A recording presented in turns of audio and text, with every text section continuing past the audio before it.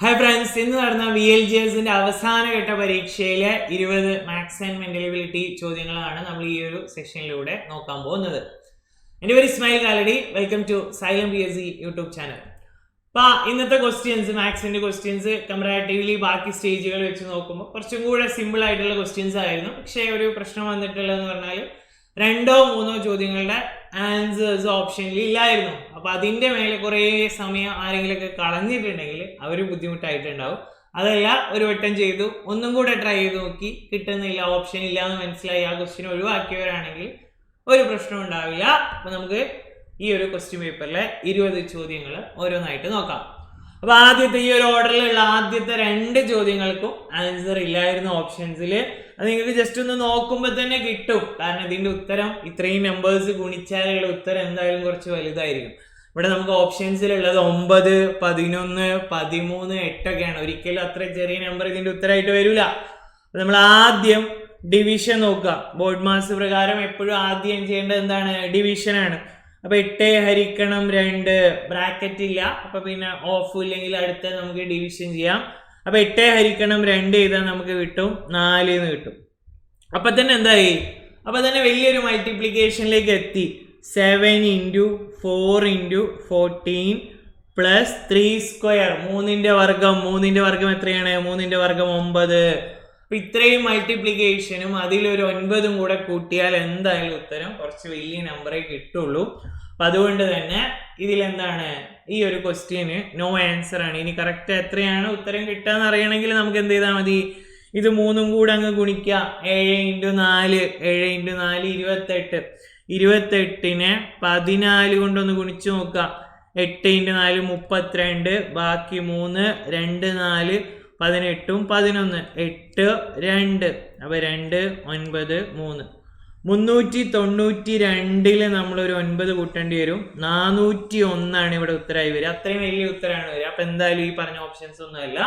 ഈ question final key വരുമ്പോൾ delete ആവും. നോ ആൻസർ ആണ് ഈ ക്വസ്റ്റ്യൻ. അടുത്ത രണ്ടാമത്തെ ചോദ്യം വീണ്ടും ബോർഡ് മാസ് ആയിരുന്നു. അപ്പൊ വീണ്ടും തെറ്റായ ഓപ്ഷൻസ് തന്നെയാണ് വന്നിട്ടുള്ളത്. ഒക്കെ ചെറിയ നമ്പേഴ്സ് ആണ്, 10ന് താഴെയുള്ള നമ്പേഴ്സ് ആണ് ഓപ്ഷൻസ് ആയിട്ടുള്ളത്. എന്നാലോ അതിന്റെ ഉത്തരം കിട്ടുക കുറച്ച് വലിയ നമ്പർ ആയിരിക്കും. 7 സ്ക്വയറിനെ 2 / 2 കൊണ്ട് ഹരിച്ചു കഴിഞ്ഞാൽ 2 ഹരിക്കണം 2 എത്രയേ? 2 ഹരിക്കണം 2 അവിടെ വരിക 1 ആണ്. അപ്പൊ 7 സ്ക്വയർ × 1 × 7 എന്നാണ് വരിക. 7 സ്ക്വയറിനെ 7 കൊണ്ട് തന്നെ ഗുണിച്ചാൽ നമുക്ക് 7ന്റെ ക്യൂബ് കിട്ടും. 7ന്റെ ക്യൂബ് എന്ന് പറഞ്ഞൊരു ഓപ്ഷൻ ഉണ്ടെങ്കിൽ നിങ്ങൾക്ക് അത് എഴുതായിരുന്നു. പക്ഷെ 7 എന്നുള്ള ഓപ്ഷനാണുള്ളത്. 343 ആണ് ഈ ഒരു ക്വസ്റ്റ്യന്റെ ഉത്തരമായിട്ട് വരിക. അപ്പൊ രണ്ടാമത്തെ ചോദ്യവും എന്താണ്? നോ ആൻസർ ആണ്. ഇതൊക്കെ വേഗം ഒരു വട്ടം ചെയ്ത് നോക്കി, കിട്ടുന്നില്ല സ്കിപ്പ് ചെയ്യുന്നു, അടുത്തതിലേക്ക് പോകുന്നു. ആ ലെവലാണ് കുഴപ്പമുണ്ടാവില്ല. അതല്ല നിങ്ങൾ അതിലെന്തോ നിങ്ങളെ കാൽക്കുലേഷൻ തെറ്റി, നിങ്ങൾ സ്വയം വിശ്വാസം ഇല്ലാത്ത മോഡലിലാണെങ്കിൽ കുറേ സമയം പോയിട്ടുണ്ടാവും.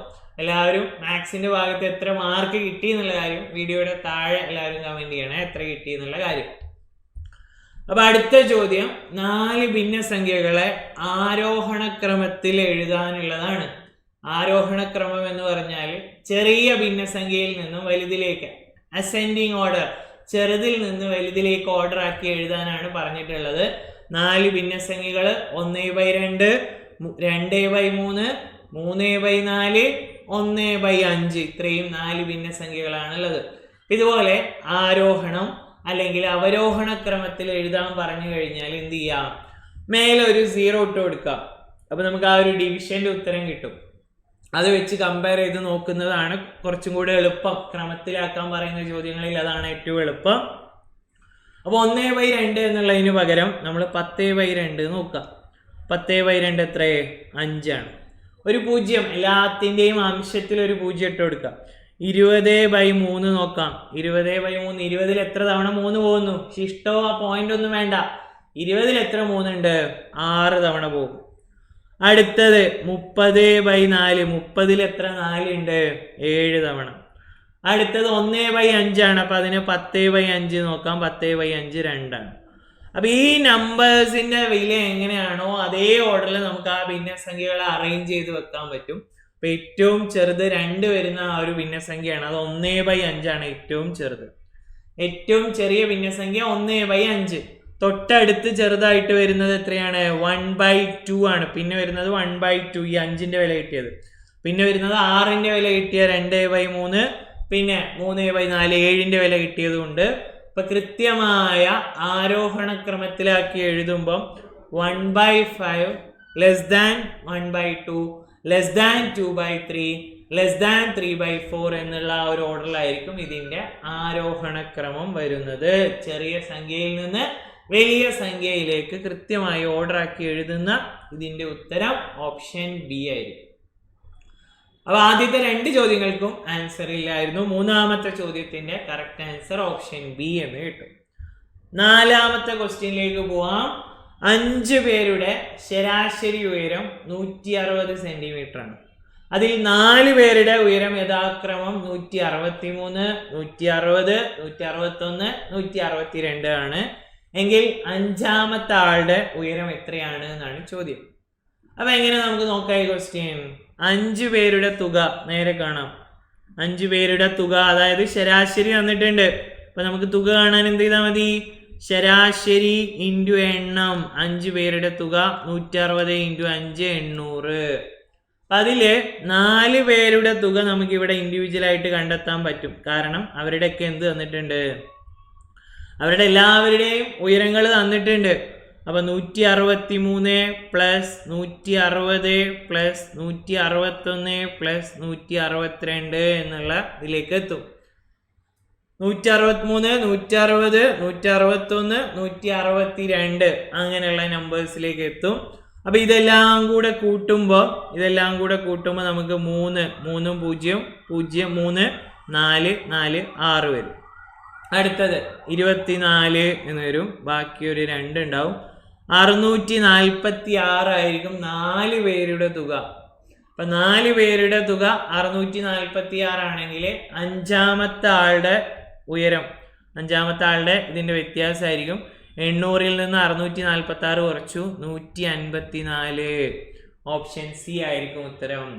5 പേരുടെ ശരാശരി തന്നിട്ടുണ്ട്, 4 പേരുടെ ഇൻഡിവിജ്വൽ ആയിട്ടുള്ള ഉയരങ്ങളും തന്നിട്ടുണ്ട്. അപ്പൊ അതെല്ലാം കൂടെ കൂട്ടി 5 പേരുടെ തുകയിൽ നിന്ന് കുറച്ചാൽ നമുക്ക് 154 എന്നുള്ള രീതിയിൽ ഉത്തരം കിട്ടും. പിന്നെ ഈ ഒരു ക്വസ്റ്റ്യൻ നമുക്ക് വേണമെങ്കിൽ ശരാശരിയിൽ നിന്ന് എത്ര വ്യത്യാസം വന്നു എന്നുള്ള രീതിയിൽ നോക്കിയിട്ടും കാണാൻ പറ്റും. അതായത് 160 ആണ് ശരാശരി. 163 ആകുമ്പോൾ ശരാശരിയിൽ നിന്ന് ഒരു 3 കൂടി. ഇവിടെ 160 ആകുമ്പോൾ ഒന്നുമില്ല, 0 ആണ്. 61 ആകുമ്പോൾ 1 കൂടി, 62 ആകുമ്പോൾ 2 കൂടി.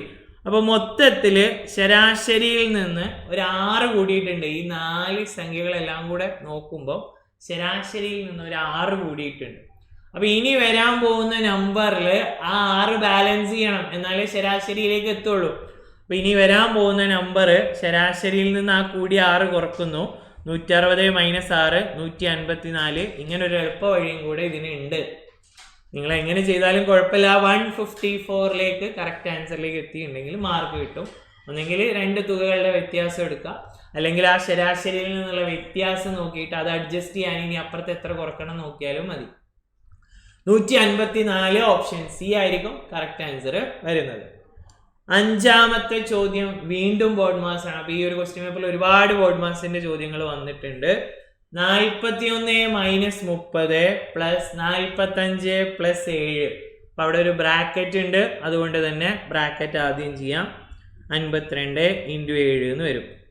ഇവിടെ 41 - 30. അപ്പൊ ഇനി ബ്രാക്കറ്റ് കഴിഞ്ഞു. അപ്പൊ ഇനി മൾട്ടിപ്ലിക്കേഷൻ ആണ് ചെയ്യേണ്ടത്. 2 × 7 14, ബാക്കി 1 364. ഇവിടെ ഇത് കുറക്കുമ്പോൾ ഒരു 11 കിട്ടും. അത് ഗുണിച്ചപ്പോൾ 364, ഇവിടെ 11, രണ്ടും കൂടെ കൂട്ടി ഈ ബോർഡ് മാസ് ചോദ്യത്തിന് കറക്റ്റ് ആൻസർ ഉണ്ട് ഓപ്ഷനിൽ 375. ഓപ്ഷൻ സി ആയിരിക്കും ഈ ക്വസ്റ്റ്യന്റെ കറക്റ്റ് ആൻസർ വരുന്നത്. ആദ്യത്തെ 2 ബോർഡ് മാസിലും ആൻസർ കീസ് ഇല്ലായിരുന്നു ഓപ്ഷൻസിൽ. ഇവിടെ കറക്റ്റ് ആയിട്ടുള്ള ഉത്തരം ഉണ്ട് 375. ഓപ്ഷൻ സി കറക്റ്റ് ആൻസർ ആണ് ഇവിടെ കിട്ടുന്നത്. അടുത്തത്, ഒരു വിമാനം അരമണിക്കൂർ കൊണ്ട് 250 കിലോമീറ്റർ ദൂരം സഞ്ചരിച്ചു. വിമാനത്തിന്റെ വേഗത എത്ര? അപ്പൊ വേഗത കാണാനുള്ള ഇക്വേഷൻ എന്താണ്? ദൂരം ബൈ സമയം. വേഗത ഈസ് ഈക്വൽ ടു ദൂരം ബൈ സമയം. ദൂരം 250, സമയം അരമണിക്കൂർ. 1/2 എന്ന് എഴുതി. അപ്പൊ 250-നെ 1/2 കൊണ്ട് ഡിവൈഡ് ചെയ്യുമ്പോൾ എന്താ സംഭവിക്കുന്നത്? ഒരു ഭിന്നസംഖ്യ കൊണ്ട് ഹരിക്കുമ്പോൾ അതിന്റെ വ്യൂൽക്രമം റെസിപ്രോക്കൽ ഗുണന വിപരീതം എടുത്ത് മൾട്ടിപ്ലൈ ചെയ്യാം. അപ്പൊ നേരെ തിരിഞ്ഞു വരും. 250 × 2/1 എന്ന് വരും. അതായത് 500 ഇവിടെ സ്പീഡ്. ഈ ഒരു വിമാനത്തിന്റെ വേഗത 500 km/h ആയിരിക്കും. അതല്ലെങ്കിൽ നിങ്ങൾക്ക് ഇങ്ങനെ ആലോചിക്കാം, അരമണിക്കൂർ കൊണ്ട് ആ പ്ലെയിന് 250 പോയി. 1 മണിക്കൂർ കിട്ടിയപ്പോൾ ആ പ്ലെയിൻ എത്ര പോകും? അരയിൽ 250 ആണെങ്കിൽ 1 മണിക്കൂർ കിട്ടിയ ട്രെയിൻ 500 പോയിട്ട് ആ പ്ലെയിന് 500 km പോയിട്ടുണ്ടാവും. 1 മണിക്കൂറിൽ എത്ര ദൂരം സഞ്ചരിച്ചുവോ അതാണ് വേഗത. അരയിൽ 250, 1-ന് 500. 1-ന് 500 ആകുമ്പോൾ സ്പീഡ് 500 km/h. ഓപ്ഷൻ ഡി എന്ന് കിട്ടും. സിമ്പിൾ കാൽക്കുലേഷൻസേ ഉണ്ടായിരുന്നുള്ളൂ അതിൽ. അടുത്തൊരു ക്വസ്റ്റ്യൻ. 1600 രൂപക്ക് വാങ്ങിയ ഒരു വസ്തു 12% നഷ്ടത്തിൽ വിറ്റു എങ്കിൽ വിറ്റ വില എത്ര? അപ്പൊ വാങ്ങിയ വില, നമ്മളൊരു സാധനം വാങ്ങിയ വില എപ്പോഴും എന്തായിരിക്കും? വാങ്ങിയ വില എപ്പോഴും 100% തന്നെ ആയിരിക്കും. അപ്പൊ ആ 100% അവിടെ തന്നിട്ടുണ്ട്, 1600 രൂപയാണ്. ഇനി ഇയാൾക്ക് നഷ്ടം ഉണ്ടായി. എത്ര നഷ്ടം? 12% നഷ്ടം വന്നിട്ടുണ്ട്. അപ്പൊ വിറ്റ വില എന്ന് പറയുന്നത് ഈ 100-ൽ നിന്ന് നഷ്ടമാണെങ്കിൽ കുറയും, ലാഭമാണെങ്കിൽ ആ 100-ൽ കൂടും. അപ്പൊ ഇവിടെ വിറ്റ വില 100 - 12, 12-ന് നഷ്ടമായി. അപ്പൊ 88% വിറ്റ വില. അപ്പൊ അവിടെ തന്നിട്ടുള്ള 100%-ന്റെ 88% നമ്മൾ കാണേണ്ടത്. അതായിരിക്കും വിറ്റ വില. അതല്ലെങ്കിൽ പിന്നെ നിങ്ങൾക്ക് വേറൊരു വഴി ചെയ്യാവുന്നത് 12% കണ്ടെത്തുക, എന്നിട്ട് ആ 12% കണ്ടെത്തിയ നമ്പർ കുറച്ചാലും മതി. അങ്ങനെയും ചെയ്യാം. അപ്പൊ ഇവിടെ നമ്മൾ നേരെ 88 കാണുകയാണ്. 88/100 × 1600 എന്ന് വരും. 88 × 100/1600. 2 0 വെട്ടി. അപ്പൊ 16 × 88 ചെയ്താൽ 128. വീണ്ടും 128. 8 0 4 1 1408 1408 രൂപയായിരിക്കും ഇവിടെ വിറ്റ വില വരുന്നത്. ലാഭത്തിന്റെയും നഷ്ടത്തിന്റെയും ചോദ്യങ്ങളിൽ വാങ്ങിയ വില എപ്പോഴും 100% പിടിക്കുക. അതിൽ ലാഭമാണെങ്കിൽ ആ 100-ൽ കൂടിപ്പോവും, അതിൽ നഷ്ടമാണെങ്കിൽ ആ 100-ൽ നിന്ന് കുറഞ്ഞു പോകും. ഇവിടെ നഷ്ടമാണ്, 100-ൽ ഒരു 12 കുറഞ്ഞു, 88% ഉള്ളൂ ഇപ്പോൾ. അപ്പൊ ആ വാങ്ങിയ വിലയുടെ 88% കണ്ടെത്തി. അത് 1408 രൂപയാണ്. ഓപ്ഷൻ ബി ആയിരിക്കും ഇതിൽ കറക്റ്റ് ആൻസർ വരുന്നത്. 8ാമത്തെ ചോദ്യം. 55, 80, 100 എന്നീ സംഖ്യകളുടെ ഉസാഗ എത്ര? ഉത്തമ സാധാരണ ഘടകം HCF ആണ് കാണാൻ പറഞ്ഞത്. ഉസാഗ കാണാൻ പറയുമ്പോൾ ഈ തന്നിരിക്കുന്ന എല്ലാ സംഖ്യകളിലും പൊതുവായി ഹരിക്കാൻ പറ്റുന്ന ഒരു ഘടകം നോക്കുക. എല്ലാം 5-ന്റെ ഗുണിതങ്ങളാണ്. 55, 80, 100 എല്ലാം 5-ന്റെ മൾട്ടിപ്പിൾസ് ആണ്. അപ്പൊ 5 കൊണ്ട് ഹരിച്ചു. 5 കൊണ്ട് ഹരിക്കുമ്പോൾ 55-ന് 5 കൊണ്ട് ഹരിച്ചാൽ 11, 80-ന് 5 കൊണ്ട് ഹരിച്ചാൽ 16, 100-ന് 5 കൊണ്ട് ഹരിച്ചാൽ 20. ഇനി ഇവ 3-ലും ഹരിക്കാൻ പറ്റുന്ന വേറെ ഏതെങ്കിലും ഒരു ഘടകമുണ്ടോ? 11-നെയും 16-നെയും 80-നെയും 3-നെയും ഒരുപോലെ ഹരിക്കാൻ പറ്റുന്ന വേറെ ഘടകമൊന്നുമില്ല. അത് 1 മാത്രമേ ഉള്ളൂ. അപ്പൊ നമുക്ക് ഉസാഗ കഴിഞ്ഞു. ഈ 5 × 1 അല്ലെങ്കിൽ 5 തന്നെയായിരിക്കും എന്ത്? HCF. എല്ലാത്തിലും ഹരിക്കാൻ പറ്റുന്ന വേറെ ഘടകങ്ങളൊന്നും കിട്ടുന്നില്ലെങ്കിൽ, ഒന്നല്ലാത്ത വേറെ ഘടകങ്ങളൊന്നും കിട്ടുന്നില്ലെങ്കിൽ അവിടെ നമുക്ക് ഈ ഒരു സ്റ്റെപ്പ് നിർത്താൻ പറ്റും. അപ്പൊ അവിടെ നിർത്താൻ നമുക്ക് ഉസാഗയായിട്ട് കിട്ടുന്നത് ആ സൈഡിലുള്ള ആ ഒരൊറ്റ ഫാക്ടറേ ഉള്ളൂ.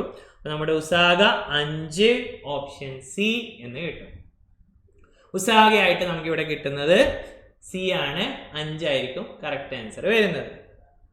9ാമത്തെ ചോദ്യം ഒറ്റയാന്റെ ചോദ്യമായിരുന്നു. കൂട്ടത്തിൽ ചേരാത്തത് ഏത്? 8 ഉണ്ട്, 16 ഉണ്ട്, 27 ഉണ്ട്, 64 ഉണ്ട്.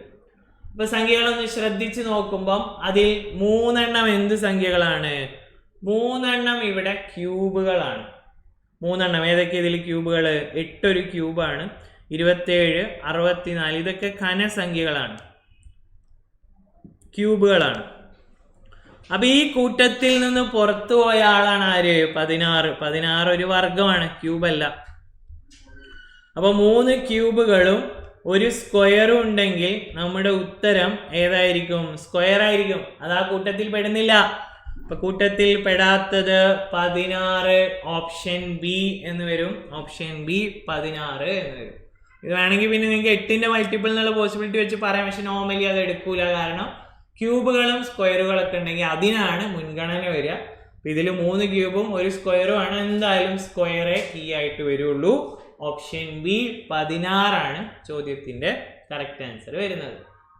അടുത്തത് 10ാമത്തെ ചോദ്യം. 1, 3, 6 എന്നിങ്ങനെ തുടരുന്ന ശ്രേണിയുടെ അടുത്ത പദം ഏതായിരിക്കും? 1, 3, 6 ആ ഒരു ഗ്യാപ്പ് നോക്കിയാൽ തന്നെ മനസ്സിലാവും. 1 കഴിഞ്ഞ് പിന്നെ 3ലേക്ക് പോയപ്പോൾ 2 കൂടി, പിന്നെ 3 കഴിഞ്ഞ് 6ലേക്ക് പോയപ്പോൾ എത്ര കൂടി? 3 കൂടി. ആദ്യം 2ന്റെ വ്യത്യാസം, പിന്നെ 3ന്റെ വ്യത്യാസം. അപ്പൊ ഇനി 4ന്റെ വ്യത്യാസമായിരിക്കും. 2, 3, 4ന്റെ വ്യത്യാസം. കറക്റ്റ് ആൻസർ എത്രയാണ് വരിക? 10 എന്ന് വരും. കറക്റ്റ് ആൻസർ 10 എന്ന് വരും. ഇവിടെ അഭാജ്യ സംഖ്യകളിലേക്ക് പോവാൻ സാധ്യത കുറവാണ്. കാരണം ഇത് എണ്ണൽ സംഖ്യകളുടെ തുക എന്നുള്ള രീതിയിൽ ഇതിനെ ഡിഫൈൻ ചെയ്യാം. 1 എന്ന് പറയുമ്പോൾ 1 മാത്രം. അടുത്തത് 1+2 ആണ്. പിന്നെ 1+2+3 ആണ് അടുത്തത്. അപ്പോൾ 1+2+3+4 10 തന്നെ വരുള്ളൂ. 10 തന്നെ വരുള്ളൂ. അപ്പൊ ഇതിന്റെ ഏക പോസിബിലിറ്റി ഓപ്ഷൻ എ എന്താണ്? 10. ഇനി അടുത്ത കൂട്ടാനുള്ളത് അടുത്ത അഭാജ്യ സംഖ്യയാണ്. അപ്പൊ 5 ആക്കി എന്നൊക്കെ പറഞ്ഞ് വേണമെങ്കിൽ വാദിക്കാന്നേ ഉള്ളൂ. കറക്റ്റ് ആയിട്ടുള്ള ഓപ്ഷൻ വരെ ഇതിൽ 10 തന്നെ ആയിരിക്കും. ഓപ്ഷൻ എ 10 ആണ്. ഇവിടെ ജസ്റ്റ് ഒരു ആഡ് ചെയ്യുന്ന സീരീസ് ആയിട്ട് കണ്ടാൽ മതി. 10 ആയിരിക്കും ചോദ്യത്തിന്റെ ഉത്തരം. അടുത്തത് കൃത്യംഗം, ആവർത്തന ഗുണനം. നമ്മൾ മാരത്തോണിലൊക്കെ പ്രാക്ടീസ് ചെയ്തിട്ടുണ്ടായിരുന്നു ആവർത്തന ഗുണനം. കാരണം SCRTയിലുള്ള ഒരു പാഠമാണ്. ചോദ്യം വരാൻ സാധ്യതയുള്ള ഒരു ഏരിയ എന്ന് പറഞ്ഞിട്ടുണ്ടായിരുന്നു. ഇപ്പൊ 2n+1 32 ആണെങ്കിൽ n-ന്റെ വില എത്ര എന്നാണ് ചോദ്യം. ഇപ്പൊ 2ന് n+1 എന്നൊരു പവർ കൊടുത്തപ്പോൾ 32 ആയി. അപ്പൊ ഈ 32 2ന്റെ എത്രാമത്തെ പവർ ആണ് എന്നാണ് നമ്മൾ ആദ്യം കണ്ടുപിടിക്കേണ്ടത്. 32നെ ഞാൻ 2 കൊണ്ട് ഹരിച്ചു നോക്കി. ഇപ്പൊ എത്രയായി? 16. വീണ്ടും 2 കൊണ്ട് ഹരിച്ചു 8 ആയി. വീണ്ടും 2 കൊണ്ട് ഹരിച്ചു 4. വീണ്ടും 2 കൊണ്ട് ഹരിച്ചു 2. അപ്പൊ 32നെ നമുക്ക് എങ്ങനെ മാറ്റി എഴുതാം? 32നെ നമുക്ക് 2⁵ എന്ന് എഴുതാൻ സാധിക്കും. 32നെ 2⁵ എന്ന് എഴുതാൻ സാധിക്കും. അതിൽ സംശയമൊന്നുമില്ലല്ലോ. 35നെ അപ്പൊ നമുക്ക് ഈ ക്വസ്റ്റ്യൻ ഇങ്ങനെ എഴുതാം. 2⁵n+1 എന്ന് പറഞ്ഞാൽ 2⁵ ആണ്. ഒരു സൈഡില് 2ന്റെ കൃതി പവർ n+1 ആണ്. അപ്പുറത്തെ സൈഡില് 2ന്റെ പവർ 5 ആണ്. അപ്പൊ ഈ n+1 തുല്യമായതാണ് ഇത് 5. n+1 എന്ന് പറഞ്ഞതിന് തുല്യമായ പവറാണ് 5. n+1 നേരെ ഉള്ളതാണ് 5. അപ്പൊ n-ന്റെ വില എത്രയെന്ന് ചോദിച്ചാൽ 5 - 1 4 എന്ന് കിട്ടും. ആരെങ്കിലും ശ്രദ്ധിക്കാതെ പെട്ടെന്ന് 32 5ന്റെ പവറാന്ന് എല്ലാവർക്കും ഓർമ്മ ഉണ്ടാവും. പക്ഷേ അത് ശ്രദ്ധിക്കാതെ ലാസ്റ്റ് 5 മാർക്ക് ചെയ്തിട്ടുണ്ടെങ്കിൽ നെഗറ്റീവ് ആയിരിക്കും. ഇവിടെ n-ന്റെ വിലയാണ് ചോദിച്ചത്, n+1 അല്ല. n+1 5 ആയിരുന്നു, n-ന്റെ വില 4 ഉള്ളൂ. അപ്പൊ അത് കൃത്യമായി ഘടകക്രിയ ചെയ്തു. എത്രാമത്തെ പവർ ആണെന്ന് കണ്ടുപിടിച്ചു. അത് n+1 ആണ്. n-ലേക്ക് എത്തിയപ്പോൾ അത് 4 ആയി മാറി. ഓപ്ഷൻ ബി 4 ആണ് ചോദ്യത്തിന്റെ ഉത്തരം. 92ാമത്തെ ചോദ്യം. ഈ ഒരു ക്വസ്റ്റ്യൻ പേപ്പറിൽ അത്യാവശ്യം കാൽക്കുലേറ്റീവ് ആയിട്ടുള്ള 2 ക്വസ്റ്റ്യൻസ് തൊട്ട് മുന്നേ ചെയ്ത ആ കൃത്യങ്കവും ഈ ഒരു ചോദ്യവുമായിരുന്നു. അപ്പോ കന്നുകാലി ചന്തയിൽ കുറെ പശുക്കളും മനുഷ്യരുമുണ്ട്. ആകെ കാലുകൾ 70, ആകെ തലകൾ 30 മനുഷ്യരുടെ എണ്ണവും പശുക്കളുടെ എണ്ണവും തമ്മിലുള്ള വ്യത്യാസം എത്ര? ആളുകളുണ്ട്, പശുവുണ്ട്. കാലെല്ലാം കൂട്ടിയപ്പോൾ 70, തലയെല്ലാം കൂട്ടിയപ്പോൾ 30 എങ്കിൽ എത്ര പശു ഉണ്ട്, എത്ര ആളുണ്ട്, അവരുടെ വ്യത്യാസം എത്രയെന്നാണ് ചോദ്യം. വ്യത്യാസമാണ് കണ്ടുപിടിക്കേണ്ടത്. അപ്പോൾ പശുവിനെ നമുക്ക് പി എന്ന് എടുക്കാം എളുപ്പത്തിന്, മനുഷ്യനെ എം എന്ന് എടുക്കാം. ആ മലയാളം വേർഡിനെ തന്നെ ലെറ്റേഴ്സ് ഇടാം, കുറച്ചും കൂടി എളുപ്പത്തിൽ ചെയ്യാം. അപ്പോൾ ഇവിടെ തന്നിട്ടുണ്ട് കാലുകൾ കൂട്ടിയാൽ. ഇപ്പോൾ പശുവിന് 4 കാലാണ്, അപ്പോൾ 4p എന്ന് എഴുതാം. ഒരു പശു ഇൻറ്റു അതിൻ്റെ കാലിൻ്റെ എണ്ണം 4p. മനുഷ്യന് 2 കാലാണ്, അപ്പോൾ 2m എന്ന് എഴുതാം. 4pയും 2m കൂടെ കൂട്ടിയാൽ എത്ര? 70. പശുവിന് 4 കാലാണ്, അപ്പോൾ പശുവിന്റെ എണ്ണം ഇൻറ്റു 4. മനുഷ്യൻ 2 കാല്, അപ്പോൾ മനുഷ്യന്റെ എണ്ണം ഇൻറ്റു 2. ഇത് രണ്ടും കൂടെ കൂട്ടുമ്പോൾ 70 ആണ്. വേറൊരു ഇക്വേഷൻ ഉള്ളത് പശു പ്ലസ് മനുഷ്യൻ തല കൂട്ടുമ്പോൾ 30 ആണ് എന്നും തന്നിട്ടുണ്ട്. ആദ്യം കാലുകൾ കൂട്ടുന്ന ഇക്വേഷൻ, പിന്നെ എന്ത് ചെയ്തു, ആളുകളുടെ പശുവിന്റെ എണ്ണവും ആളുകളുടെ എണ്ണവും കൂട്ടുന്ന ഇക്വേഷൻ P+M, പശു പ്ലസ് മനുഷ്യൻ 30 എന്ന് പറയാം. അപ്പൊ ഈ ഇക്വേഷൻ ഒന്ന് സോൾവ് ചെയ്യാം. ഇതിന്റെ ഒരു ഷോർട്ട് കട്ടും ഉണ്ട്. ഞാൻ ആദ്യം ഈ ഒരു ഇക്വേഷൻ പറയുന്നു, ഷോർട്ട് കട്ടും പറയാം. അപ്പൊ നമുക്ക് എന്താണ്, ഇതിനെ ഒന്ന് 2 കൊണ്ട് ഗുണിക്കുക. രണ്ടാമത്തെ ഇക്വേഷന് മൊത്തത്തിൽ 2 കൊണ്ട് ഗുണിക്കുക. 2 കൊണ്ട് ഗുണിക്കുന്നത് അതിലേതെങ്കിലും ഒന്ന് ക്യാൻസൽ ആയി പോകാനാണ്. ഒന്നെങ്കിൽ P അല്ലെങ്കിൽ M ക്യാൻസൽ ആയി പോകാൻ 2 കൊണ്ട് ഗുണിക്കുന്നു. അപ്പൊ 2P + 2M എത്രയായി? 2P + 2M 60 ആയി. അപ്പൊ നമുക്ക് ആദ്യത്തെ ഇക്വേഷൻ, ഈ ഇക്വേഷനിൽ നിന്ന് ഈ രണ്ടാമത്തെ ഇക്വേഷൻ അങ്ങ് കുറച്ചാൽ മതി. നേരെ കുറച്ചാൽ M കട്ടായി പോവും. അതിനാണ് നമ്മൾ 2 കൊണ്ട് ഗുണിച്ചത്. നേരെ കുറക്കുമ്പോൾ 70 - 60 10 ആയി. 4P - 2P ആയി. 2 പശു 10. അപ്പൊ പശുവിന്റെ എണ്ണം 10/2 5. അതായത് ഇവിടെ എത്ര പശുക്കളുണ്ട്? ഇവിടെ 5 പശുക്കളുണ്ട്. 5 പശുക്കൾ ഉണ്ടെങ്കിൽ ആകെ 30 പേരല്ലേ ഉള്ളത്. അപ്പൊ ആളുകളുടെ എണ്ണം, എമ്മിന്റെ എണ്ണം 25 ആയിരിക്കും. പശു 5 ആണ്, M എത്ര? മനുഷ്യരുടെ എണ്ണം 25 എന്നും കിട്ടും. കാരണം രണ്ടും കൂടെ 30 ആണ്. രണ്ടും കൂടെ 30 ആയതുകൊണ്ട് ഒരാൾ 5 ആണെങ്കിൽ മറ്റേ ആൾ 25 ആയിരിക്കും. അപ്പൊ അവരുടെ വ്യത്യാസം എത്രയെന്ന് ചോദിച്ചാൽ നമുക്ക് പറയാം, പശുക്കളുടെ എണ്ണവും മനുഷ്യരുടെ എണ്ണവും തമ്മിലുള്ള വ്യത്യാസം 20 ആണ്. ഒരാൾ 25, മറ്റേ ആൾ 5. 25 - 5 20 ആയിരിക്കും അവർ തമ്മിലുള്ള വ്യത്യാസമായിട്ട് കിട്ടുന്നത്. പിന്നെ വേറൊരു പരിപാടി എന്ന് പറഞ്ഞാൽ ഇതിന്റെ വ്യത്യാസം എടുത്തിട്ട് ചെയ്യാം. അത് കുറച്ചും കൂടെ ഒന്ന് കോംപ്ലിക്കേറ്റഡ് ആവും. ഞാൻ ആ കറക്റ്റ് ഇക്വേഷൻ വെച്ച് ഇട്ടുന്നേ ഉള്ളൂ. എങ്ങനെ ചെയ്താലും കുഴപ്പമില്ല, നിങ്ങൾക്ക് ചെയ്യാവുന്ന ആ ഷോർട്ട് കട്ടിൽ ചെയ്യണേ ഷോർട്ട് കട്ടിലും ചെയ്യാം. അപ്പം എന്തായാലും ഇത് വെരിഫൈ ചെയ്ത് നോക്കിയാൽ മതി.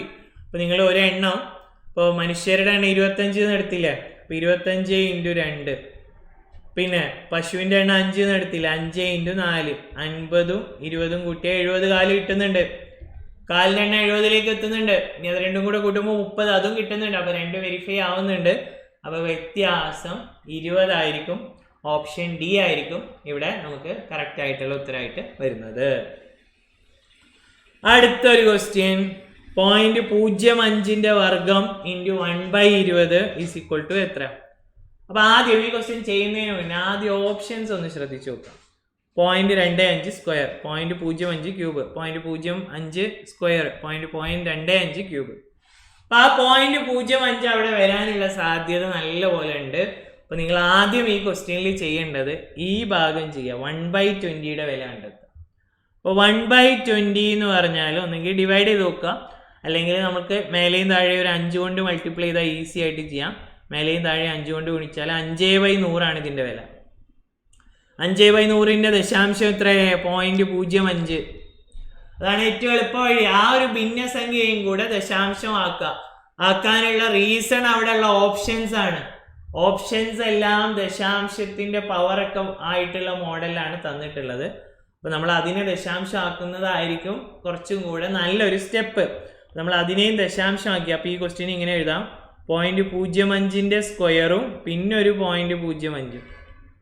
ഓൾറെഡി ഇവിടെ 0.05 2 തവണ വരുന്നുണ്ട്, പിന്നെയും ഒരു 0.05 കൊണ്ട് ഗുണിക്കുന്നുണ്ട്. അപ്പൊ ഉത്തരം എത്രയാവും? 0.05ന്റെ ക്യൂബ് ആവും. ഇവിടെ 2 പവറും ഇവിടെ 1 പവറും, 2 പവറും 1 പവറും കൂടെ ഗുണിച്ചാൽ ഉത്തരത്തിൽ 3 പവർ ഉണ്ടാവും. പവറുകൾ തമ്മിൽ കൂട്ടണം, കൃതികൾ തമ്മിൽ കൂട്ടുക. നമ്മുടെ ഉത്തരം 0.05ന്റെ ക്യൂബ് ആയിരിക്കും. ഇവിടെ ഓപ്ഷൻ അങ്ങനെ ഒരു രൂപത്തിലായതുകൊണ്ട് ഞാൻ ആദ്യം ആ ഭിന്നസംഖ്യ സോൾവ് ചെയ്തു വെച്ചു എന്നേ ഉള്ളൂ. എളുപ്പത്തിന് വേണ്ടിയിട്ട് ആ ഭിന്നസംഖ്യയുടെ പാർട്ട് ആദ്യം തന്നെ സോൾവ് ചെയ്തിട്ട് അതിനെ ദശാംശമാക്കിയിട്ട് ചെയ്തു. ഓപ്ഷൻ ബി ആയിരിക്കും ഉത്തരം വരുന്നത്. അടുത്ത ക്വസ്റ്റ്യൻ, 1, 2, 4, 8 എന്ന സംഖ്യാശ്രേണിയുടെ അടുത്ത പദം ഏത്? അപ്പൊ ഇവിടെ എന്താണ്? ഇവിടെ നമ്പേഴ്സ് നേരെ ഡബിൾ ആയി പോവാണ്. സംഖ്യകൾ ഡബിൾ ആയി പോവാണ്. 1 ഉള്ളത് 2 ആയി, 2 ഉള്ളത് 4 ആയി, 4 ഉള്ളത് 8 ആയി. അപ്പൊ ഇനി എത്ര ആവും? 16 ആവും. 1 ഇൻറ്റു 2 2, അടുത്തത് 2 ഇൻറ്റു 2 4 ആണ്, പിന്നെ 4 ഇൻറ്റു 2 8 ആണ്. അല്ലെങ്കിൽ അതിൻ്റെ വ്യത്യാസം നോക്കിയിട്ട് വേണം അങ്ങനെയും ചെയ്യാം. ഏത് രീതിയിൽ ചെയ്താലും 16 ആയിരിക്കും. ചോദ്യത്തിൻ്റെ ഉത്തരം ഓപ്ഷൻ സി 16 എന്ന് കിട്ടും. അടുത്തത് വീണ്ടും ഒരു പ്രശ്നമുള്ള ചോദ്യമായിരുന്നു. രമയുടെയും ജയയുടെയും വയസ്സുകളുടെ അംശബന്ധം എത്രയാണ്? 2:3 ആണ്. 5 വർഷം കഴിയുമ്പോൾ, 5 വർഷത്തിന് മുന്നേ രമയ്ക്ക് എത്ര വയസ്സ്? 5 വർഷത്തിന് ശേഷം രമയ്ക്ക് എത്ര വയസ്സുണ്ടായിരുന്നു? 24 വയസ്സ് ഉണ്ടായിരുന്നു. ആദ്യത്തെ കാര്യം ഇപ്പോൾ രമയ്ക്ക് എത്ര വയസ്സുണ്ട് എന്നുള്ള കാര്യം. 5 വർഷം കഴിയുമ്പോഴാണ് 24. അപ്പൊ ഇപ്പോൾ രമയ്ക്കുള്ള വയസ്സ് 24-ൽ നിന്ന് 5 കുറക്കണം, 19 ആണ് വയസ്സ്. 19 വയസ്സാണ് ഇപ്പോൾ രമയ്ക്ക്. അതായത് ഈ ഒരു അംശബന്ധത്തിലെ 2 ഭാഗം അല്ലെങ്കിൽ 2x 19 ആണ്. ഈ അംശബന്ധത്തിലെ 2x 19 ആണ്. അപ്പൊ 3x എത്രയെന്ന് വെച്ചാൽ നമ്മൾ ക്രോസ് മൾട്ടിപ്ലൈ ചെയ്ത് ചെയ്യേണ്ടി വരും. 19 ഇൻറ്റു 3/2, അപ്പം 57/2, 28.5 എന്നൊക്കെ പറയേണ്ടി വരും. നോർമലി ഏജിന്റെ ക്വസ്റ്റ്യനിൽ അങ്ങനെ എന്ത് വരൂല, ഏജിന്റെ ക്വസ്റ്റ്യനിൽ അങ്ങനെ ഒരു പോയിന്റ് ഉള്ള ഉത്തരം. ഇവിടെ ഓപ്ഷൻസിലും പോയിന്റ് ഉള്ള കാര്യങ്ങളൊന്നും ഇല്ല. 28.5 എന്നുള്ള ഒരു ഉത്തരത്തിലേക്ക് എത്തും. അപ്പൊ ഇവിടെ ഏതോ ഒരു നമ്പർ PSC ടൈപ്പ് ചെയ്തപ്പോൾ മാറിയിട്ടുണ്ട്. 24 25 ഏതോ ഒരു നമ്പർ. എനിക്ക് തോന്നുന്നു ഇത് 25 ആയിരിക്കും. അത് 25 ആണെങ്കിൽ വലിയ കുഴപ്പമില്ല, കാരണം 2-ന് നേരെ 20, അപ്പൊ 3-ന് നേരെ എത്രയെന്ന് വെച്ചാൽ നമുക്ക് 30 ആണെന്ന് പറയാം. 30 ഓപ്ഷനിലുണ്ട്. അപ്പൊ അങ്ങനെ എന്തോ ഒരു ചെറിയ മിസ്റ്റേക്ക് പറ്റിയിട്ടുണ്ട്. അതുകൊണ്ട് ഇതും ലാസ്റ്റ് ഫൈനൽ കീ വരുമ്പോൾ ഡിലീറ്റ് ആവും. ഇപ്പൊ എനിക്ക് തോന്നുന്നു ചിലപ്പോൾ 30-ഓ 28-ഓ ഇതിലേതെങ്കിലുമൊക്കെ ഒന്ന് കീ വരുമായിരിക്കും. എന്തായാലും ഇതും നോ ആൻസർ ക്വസ്റ്റ്യൻ ആണ്. 5 വർഷം കഴിഞ്ഞപ്പോൾ രമയ്ക്ക് 24 ആയിരുന്നു, 5 വർഷം കഴിഞ്ഞപ്പോൾ 24 ആയിരുന്നു. അപ്പൊ ഇപ്പോ രമയ്ക്ക് എത്രയെന്ന് വെച്ചാൽ 5 കുറക്കണം. 24-ന് 5 കുറച്ചു 19, 3 ഭാഗം 28.5 എന്ന് കിട്ടും. അതും എന്താണ്? നോ ആൻസർ ആണ് ക്വസ്റ്റ്യൻ. അടുത്ത ക്വസ്റ്റ്യൻ ബോർഡ് മാസ് ആണ്. ബോർഡ് മാസിൽ ബ്രാക്കറ്റ് ആദ്യം ചെയ്യാം. 2 ഇൻറ്റു 3 ചെയ്യുമ്പോൾ എത്ര വരിക? 6. 6 ഡിവൈഡഡ് 6/6 എന്നാണ് ആദ്യം വരിക. അപ്പോൾ ആ ഭാഗം ചെയ്തു, 1 കുറക്കുന്നു. 1 + 1 - 1 2 - 1 1 തന്നെ കിട്ടും. ഈസി ആയിട്ടുള്ള ക്വസ്റ്റ്യൻ ആണ്. അടുത്തത് 7ാമത്തെ ക്വസ്റ്റ്യൻ, 17ാമത്തെ ക്വസ്റ്റ്യൻ. 11 132 ആണെങ്കിൽ അപ്പുറത്ത് 22-ന് നേരെ എത്രയായിരിക്കും? 2 ഭാഗവും ഈക്വൽ ആണ് എന്ന് പറഞ്ഞിട്ടുണ്ട്. 11/132 22 എത്രയിന് തുല്യമാണ്? അപ്പൊ 11 ഉള്ളത് 22 ആയി, എന്തായി? ഡബിൾ ആയി. അപ്പോൾ 132 ഉള്ളത് അതുപോലെ ഡബിൾ ആവും, ഇൻറ്റു 2 ആവും, 264 ആവും. ഓപ്ഷൻ ഡി ആയിരിക്കും കറക്റ്റ് ആൻസർ വരുന്നത്. അടുത്തത് ഒറ്റയാന്റെ ക്വസ്റ്റ്യൻ ആണ്. ചതുർഭുജം, ലംബകം, സാമാന്തരികം, ചതുരം, ഇതൊക്കെ 4 വശങ്ങളുള്ള ഫിഗേഴ്സ് ആണ്. അങ്ങനെ 4 വശങ്ങളുള്ള ഫിഗേഴ്സിന് പൊതുവായി പറയുന്ന പേരാണെന്ത്? ചതുർഭുജം. ഇപ്പൊ കൂട്ടത്തിൽ പെടാത്തത് ചതുർഭുജം. ചതുർഭുജം ആ കാറ്റഗറിക്ക് പറയുന്ന പേരാണ്. ബാക്കിയുള്ളതെല്ലാം അതിൽ പെട്ട, അതിൻ്റെ ഉള്ളിൽ പെട്ട ആളുകളാണ്. ഉത്തരം ഓപ്ഷൻ എ ചതുർഭുജം ആയിരിക്കും. അടുത്തത് 2 3 5 7 എന്നിങ്ങനെ തുടർന്നാൽ 8ാമത്തെ സ്ഥാനത്ത് സംഖ്യ ഏത്?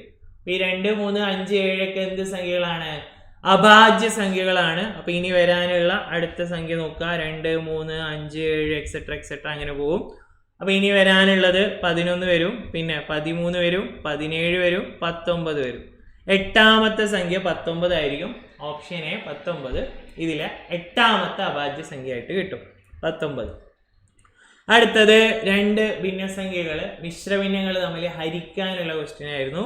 അപ്പൊ ഈ 4/2/6 നമ്മൾ എന്ത് ചെയ്യുന്നു? ഒന്ന് മാറ്റുന്നു. 4/2/6 കൺവേർട്ട് ചെയ്യുമ്പോൾ നമുക്ക് 26/6 എന്ന് കിട്ടും. അതായത് 4 × 6 + 2 26/6 കിട്ടും. 1/2/6 മാറ്റുമ്പോൾ എന്താ കിട്ടുക? 8/6 എന്നും കിട്ടും. അപ്പൊ അത് രണ്ടും കൂടെ ഡിവൈഡ് ചെയ്യാന്ന് പറഞ്ഞാൽ 2ാമത്തെ ഭിന്നസംഖ്യയെ തിരിച്ചിട്ട് മൾട്ടിപ്ലൈ ചെയ്യാന്നാണ് അതിന്റെ അർത്ഥം. 26/6 × 6/8 എന്ന് വരും. 6ഉം 6ഉം ക്യാൻസൽ ചെയ്തു. 26-ലും 8-ലും 2 കൊണ്ട് ഹരിച്ചു, 13/4 എന്ന് കിട്ടും ഉത്തരം. അതായത് മിശ്രഭിന്നങ്ങളെ നേരിട്ട് ഹരിക്കാനും ഗുണിക്കാനും ഒന്നും പറ്റൂല. അതിനെ വിഷമഭിന്നം ആക്കിയ ശേഷം മാത്രമേ ഹരിക്കാനും ഗുണിക്കാനും ഒക്കെ പറ്റുള്ളൂ. അപ്പോൾ 13/4 13/4 മാറ്റി എഴുതുമ്പോൾ 3/1/4 3/1/4. അപ്പോൾ അങ്ങനെ 20 ചോദ്യങ്ങളിൽ 3 എണ്ണത്തിന് ആൻസർ ഇല്ലായിരുന്നു, നോ ആൻസർ ആയിട്ട് 3 എണ്ണം ഉണ്ട്. അപ്പോൾ 17 എണ്ണം കറക്റ്റായിട്ട് ഉണ്ടാവും. അപ്പോൾ അതിൽ നിങ്ങൾക്ക് എത്ര മാർക്ക് കിട്ടി എന്നുള്ള കാര്യം കമൻറ്റ് ചെയ്യുക. 15ഒക്കെ സ്കോർ ചെയ്യാൻ പറ്റുന്ന ഒരു പരീക്ഷ ആയിരുന്നു. 2 or 3 ചോദ്യങ്ങളെ കുറച്ച് ബുദ്ധിമുട്ടുള്ള ചോദ്യങ്ങളേ ഉള്ളൂ. പശുവിൻ്റെ ക്വസ്റ്റ്യനും അതുപോലെ കൃത്യം കത്തിൻ്റെ ചോദ്യവും, ബാക്കിയെല്ലാം അത്യാവശ്യം വളരെ ഡയറക്റ്റ് ക്വസ്റ്റ്യൻസ് ആയിരുന്നു. അപ്പോൾ നിങ്ങൾക്ക് പരമാവധി സ്കോർ ചെയ്യാൻ പറ്റിയിട്ടുണ്ടാവും എന്ന് വിചാരിക്കുന്നു. ഇനി മൻസൂർ സാറിൻ്റെ ഫുൾ അനാലിസിസ് ഉണ്ടാവും. Thank you all.